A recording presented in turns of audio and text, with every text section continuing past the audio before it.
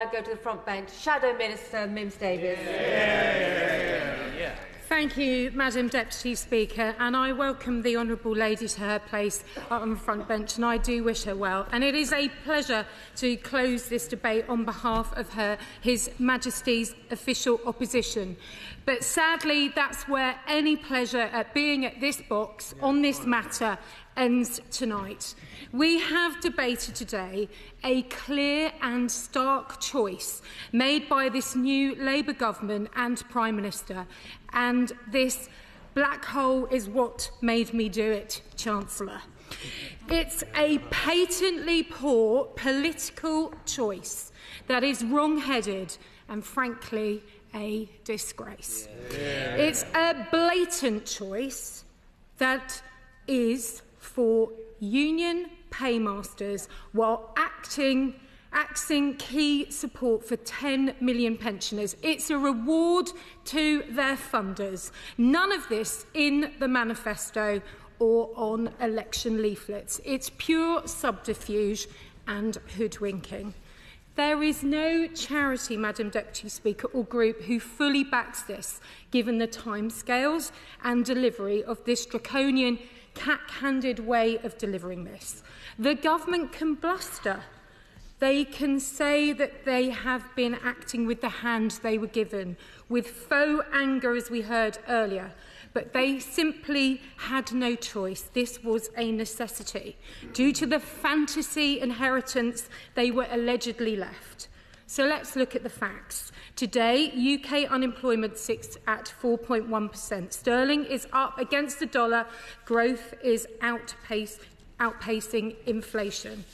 And despite some very loyal speeches from the new members opposite and some very passionate speeches from all around the chamber, they know, many of those sat blank, mute, absent or maybe even stunned, that ministers are targeting our pensioners with so little notice as these nights draw in.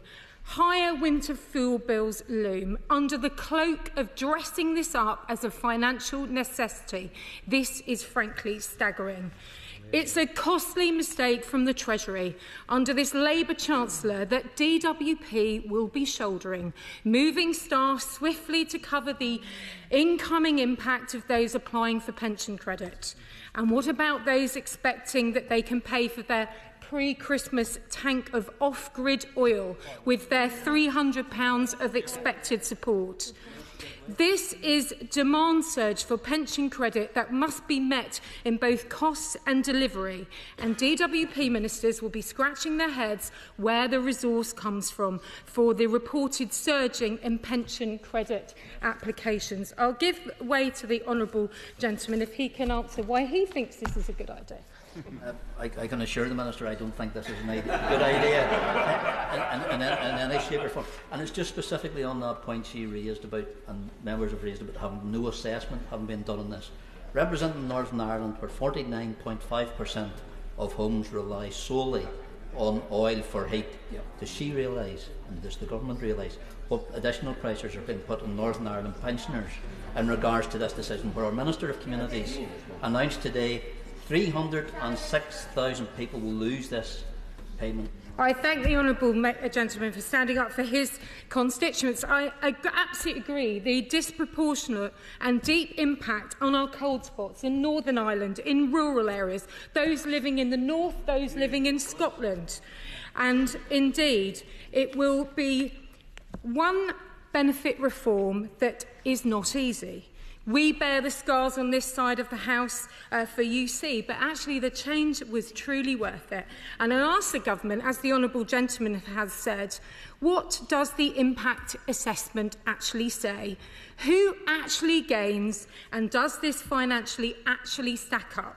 Because no, I think we all know it doesn't, else they would have not ignored the Social Security Advisory Committee process and its scrutiny. They would have done a proper impact assessment and a regulatory assessment, and they would have not have tried to avoid a vote on the floor of this House.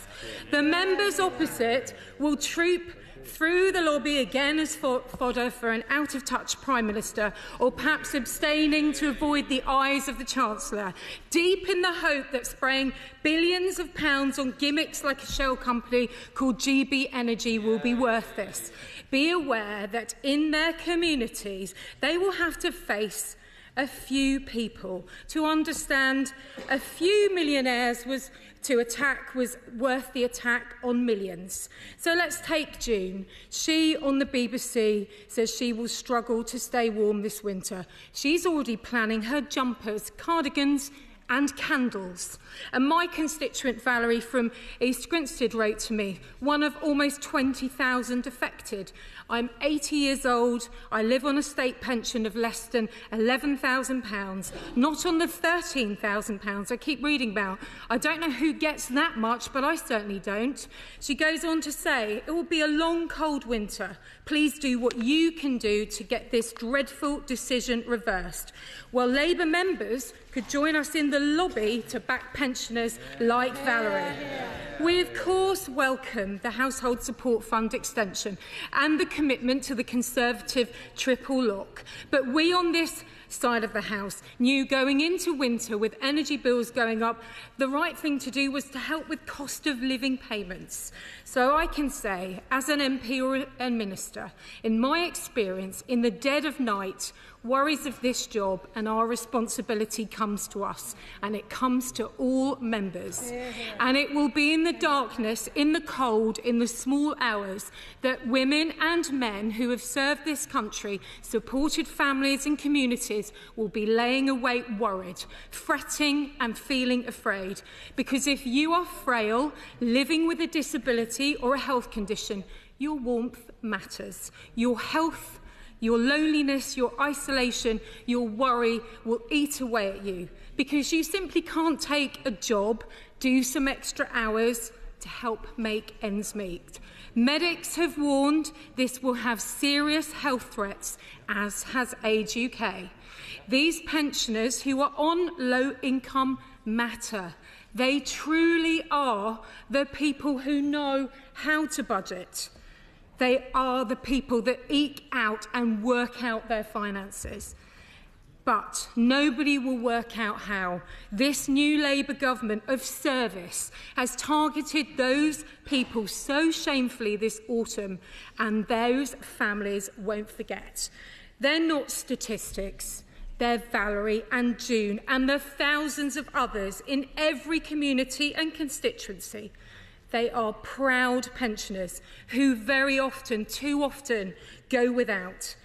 And don't tell others that they'll be going without. And this winter, again, they will be going without for others.